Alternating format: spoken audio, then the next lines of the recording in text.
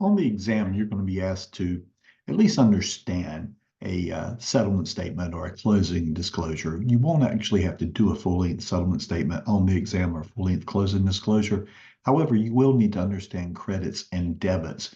And what we mean by that, look at the top of your sheet here. It says a credit is money that you receive, or debit is money that you owe. If any of you have an accounting background, this is not exactly the way you use the terms in accounting. So watch closely what this means, going with the key that we've given you at the top.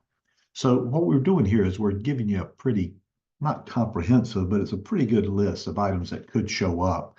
And we're just talking to you about how they would be a debit or credit to the buyer or to the seller. So for example, look at the purchase price. See if this makes sense to you. To the buyer, it would be a debit. And what I mean by that is that's money that they're owed. That's money they have to figure out how to get to the closing table. So the purchase price will be a debit to the buyer.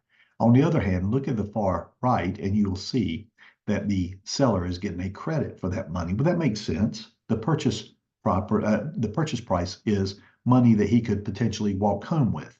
Now, throughout the settlement statement or the closing disclosure, what you'll see is that money will adjust. For example, the seller is getting a credit for the purchase price, but if he has a loan he has to pay off later, that's going to be shown as a debit to the seller. So let's go through each of these and see if we can make sense of it. So you saw the purchase price there was a buyer debit, seller credit. It's what we call a double entry item. It affects both parties. Next item is the loan amount. What we're talking about here is the buyer's new loan. And it may seem weird to say that the buyer's loan is a credit to the buyer, but it reduces the money that he has to come to closing. Technically, if we stopped right now, you'd have purchase price maybe 300,000. He's getting a loan of 240,000. Then he has to bring $60,000 to closing. Okay, so the buyer's loan amount would in fact be a credit to the buyer. The earnest money was money that was paid at the time of the contract, and it's sitting in a trust account. And at the closing, it comes in as a credit to the buyer. It's a single entry item there. Now, notice this next item here, the due diligence fee. And again, I don't want you to memorize this chart so much as I want you to just think of it logically. See if this works for you. The due diligence fee, remember, was paid at the time of contract. The buyer paid that money directly to the seller. And if it closes, the buyer will get a credit for the due diligence fee toward their purchase price. So we have it in the buyer credit column, and that feels right. And then when we look at the seller debit, you say, well, wait a minute, the earnest money wasn't a debit to the seller. Why is the due diligence fee? Well, remember, the earnest money has never made it to the seller's hands. It's sitting in a trust account, possibly with a firm, possibly with an attorney. But the due diligence fee is part of the sale price that the seller has already put in their pocket. They can't put it in their pocket twice, so they're going to debit from the seller the amount of the due diligence fee so that it'll make it right at closing. When we get to these next couple of items here, the origination points or origination fee and the discount points, these are going to be buyer fees. And the reason I say that is this is the buyer's loan. And so the buyer is the only one that would be affected by origination fee and discount points on their loan. And as long as we're on a roll talking about loan stuff, let's go ahead and add in the interim interest. The interim interest is going to be based on the buyer's new loan. And we have some problems in your math handouts or your math work problems that you can practice on the interim interest as well. But that's the buyer's new loan. So that's why the buyer's paying for it. Okay, next item, loan payoff and accrued interest. Well, what's going on here is this is the seller's loan. At closing, what the attorney's going to do is collect all the money. And the first thing they're going to do is pay off the seller's loan. So there will not be a lien against the property. Because that's the seller's old loan, the fact of the matter is that it has nothing to do with the buyer. So it's just a seller debit. And accrued interest, I actually included a couple of these problems as well so that you'd understand that what happens oftentimes is that the buyer will owe one thing on whatever the first of the month is, the closing month. And then as long as they have the bank's money, they're accruing interest on that. Oftentimes, the attorney is just going to put these together. They're just going to add the accrued interest to the loan payoff. So you'll only see it as one entry on the settlement statement. Now, on these next items, remember, ask yourself this question here, and if you have to, go back and look at the top of this slide here. We're talking buyer debits, buyer credits, seller debits, seller credits. As I scroll those up a little bit here, remember that this was the buyer debit column here. And look how many things fall into the buyer debit column. And, it's almost like it's not even fair. But having said that, this is the buyer getting ready to take over this house. And so obviously they're going to have most of the fees. The homeowner's insurance, well, that's going to protect the buyer in the future if the house burns down. Private mortgage insurance, well, nobody wants to pay private mortgage insurance, but sometimes you get a loan and you put less than 20% down and the bank requires you to pay that. So again, that's a loan cost, and so it's going to be borne by the buyer. Title insurance, you may just have to remember this one, that anytime it says title insurance, just put it in the buyer's column because the buyer is buying peace of mind by buying title insurance. It protects them from third-party claims arising from previous ownership. So the buyer pays that to protect their investment in the property. Survey, if the seller would, if the buyer would like one done, is paid for by the buyer, as is the home inspection. Now, the home inspection is often paid in cash directly to the home inspector. Most of the time, inspectors do not wait to closing to be paid, at least home inspectors anyway. And so it's rare that you'd see this on the settlement statement unless they consider it to be a paid outside of closing, a POC. Occasionally, you'll see that entered into the CD. Flood insurance, if there is any, this is going to be the buyer's house. So just like any insurance policy, the buyer would pay that.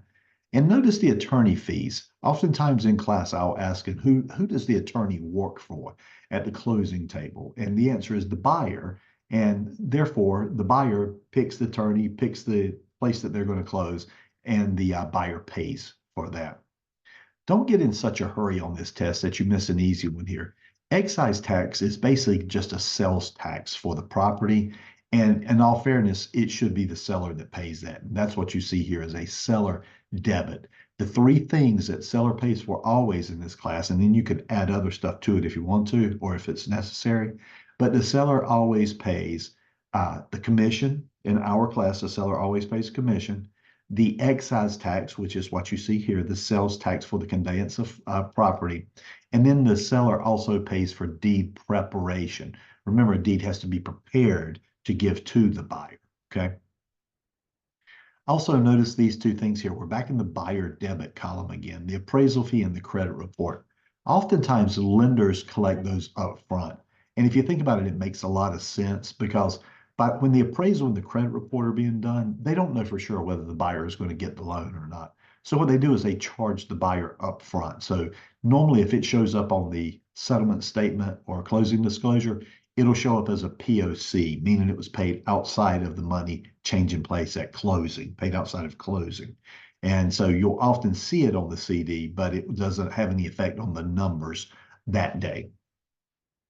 Notice these next two items here. We're in the seller debit column right here, and the sales commission and the deed preparation. I mentioned both of those to you earlier. Those are fairly standard fees that the seller pays. Now, on the other hand, the buyer pays to record the deed because what the buyer's doing is they're paying to protect themselves against third-party claims on the property. So the buyer pays for the recording of the deed. Seller pays for the creation of the deed. Buyer pays for the recording of the deed. Notice this next item is a quitclaim deed. Anytime you see the word quitclaim, what that means is the seller was fixing something. There was something wrong with the deed, and it's the seller's job to fix it before it can be conveyed to the buyer. That's why we say, regardless of how we say quitclaim deed, the seller's going to pay that because in fairness, they're just trying to make it marketable. The recording of the deed completely protects the buyer in the future, so that's why the buyer pays that. But notice here, the recording of the release deed, that's a seller debit. And the reason for that is the seller is paying off their loan. And so they also need to pay for the release of the lien on the property. So it's actually a release of the deed of trust is what it amounts to. So recording of the release deed would in fact be the seller. Again, they're just trying to clear title to make sure that they can convey marketable title. The escrow accounts here that you see, oftentimes, if the buyer is putting less than 20% down, the lender will require that they put up homeowners insurance, mortgage insurance, and taxes into a escrow account so that that money is available when it comes time for those bills to be paid. And I'm not going to spend a whole lot of time on the taxes here. And it's because that you do an exercise on the proration of taxes. But what if you were to look closely at this, you would see that it completely follows what we talked about in the tax proration section. And then finally on our little list here, and again, it's not comprehensive, but it's not a bad list, is the assumed loan. Now, these are rare, but if in fact there is an assumed loan, what happens is the buyer gets a credit for that. Remember, this is the buyer credit column here, and this is the seller debit column here. So think of it, even though it's an assumed loan, it's as if the seller paid it off. So that's why it's a debit to the seller. And to the buyer, if you wonder why it's a credit to the buyer, well, if they assume a loan, that's less money that they have to bring to closing. So anyway, I want you to take a look at that exercise. This was created by my good friend Candace. She put it into bullet point format for you so that you could take a look at that, the credits and debits and how they flow. Now, having said that, if you want to memorize this chart, knock yourself out. But I really would love you to get in a situation where you look at each one of these and you say, well, that just simply makes sense as to whether it's a debit or a credit to the buyer or to the seller.